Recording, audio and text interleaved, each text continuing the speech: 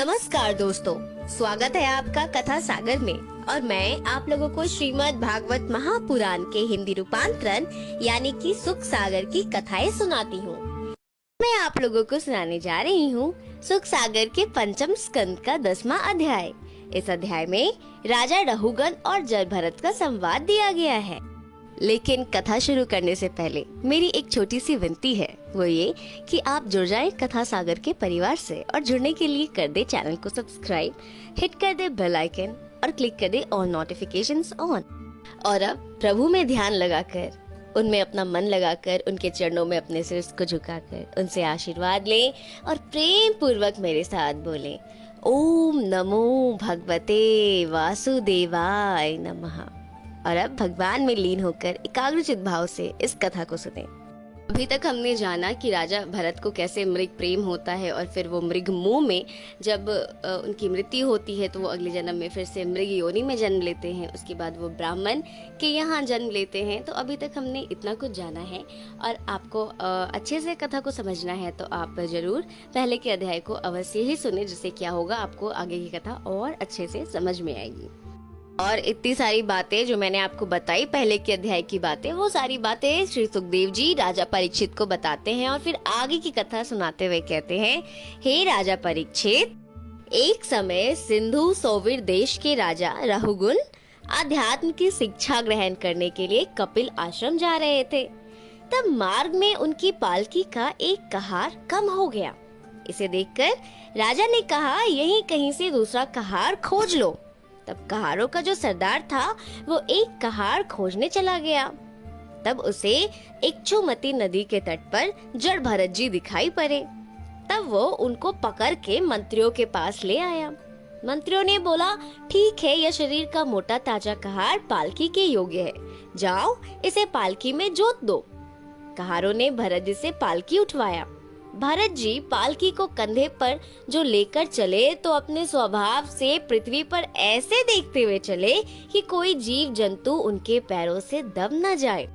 और इस कारण समान कहारों की तरह इनका पैर जमीन पर नहीं पड़ता था और पालकी हिल जाती थी, जिससे उसमें बैठे हुए राजा रहुगुण को हिलने डुलने से कष्ट होता था। और जब राजा को कष्टों का सामना करना पड़ा तब वो कहारों पर चिल्लाते थे, उन पर बिगड़ते थे, कहते थे कि पालकी कैसे ले चलते हो, ठीक तरह से ले चलो। कहार अपने साथी भरत जी से बड़बड़ाते और राजा से कहते, महाराज, ये जो नया कहार है वो ठीक से नहीं चलता है, इसके कारण आपको कष्ट हो रहा है। और फिर राजा रहुगन ने नए कहार जड़भरत जी को डांट कर कहा, क्यों जी, बहुत दूर से आ रहे हो क्या, जो तुमको थकान आ गई है? लेकिन जड़भरत जी तो अपने स्वभाव में स्थित थे। उन पर राजा की ऐसी डांट फटकार की बातों का कोई प्रभाव नहीं पड़ा। वे अपने को ब्रह्मा रूप समझते हुए पूर्ववत डगमग चाल से चलते ही रहे। इस पर राजा रहुगन को और क्रोध आया और गुस्सा करने लगे और उन्होंने महात्मा जड़भरत को ना पहचान कर बहुत सी फटकार दी। इस पर भरत जी मुस्कुरा कर बोले, वीर रहुगन, तुम्हारा कहना ठीक है, इसमें कोई छल नहीं है। मैं अवश्य ही बहुत दूर से और अनेकों जन्मों से चलता आ रहा हूँ और अब इस प्रकार संसार में आकर चलते चलते थक गया हूँ। इसी से मेरे पैर पृथ्वी पर ठीक नहीं पड़ते हैं। फिर मेरे मोटेपन और पतलेपन को क्या कहते हो? इसमें तो कुछ विवाद ही नहीं है। मोटा, दुबला, आधी व्याधि, क्षुधा, तृष्णा, भय, विषाद, इच्छा, निद्रा, प्रेम, क्रोध, अहंकार, गर्व और चिंता आदि का संबंध तो शरीर से है और मेरा शरीर से कोई संबंध नहीं है। हे राजन, प्रकृति और पुरुष के अतिरिक्त सब कुछ नश्वर है।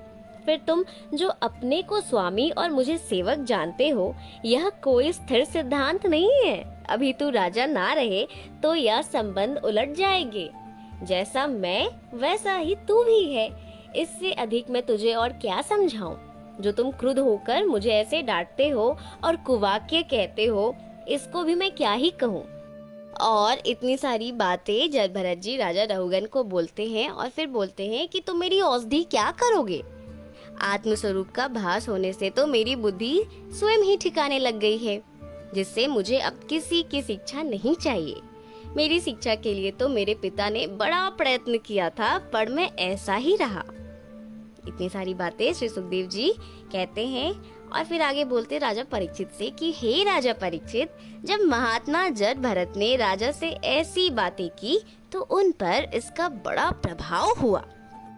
उन्हें ज्ञात हो गया कि ये कोई आत्म तत्व प्राप्त योगी है, अतः वे शीघ्र ही उनके चरणों पर गिर पड़े और बोले, महाराज मुझे आप क्षमा कीजिए, मैं आपको समझा नहीं, मैं आपको समझ नहीं सका। आप महामुनि कपिल हैं क्या या कोई और है? आप अपना परिचय दीजिए। मैं महात्मा कपिल के पास ज्ञान सीखने जा रहा हूँ। राजा रहुगन बताते हैं जड़ भरत जी को कि मैं कपिल जी के पास ज्ञान सीखने जा रहा हूँ।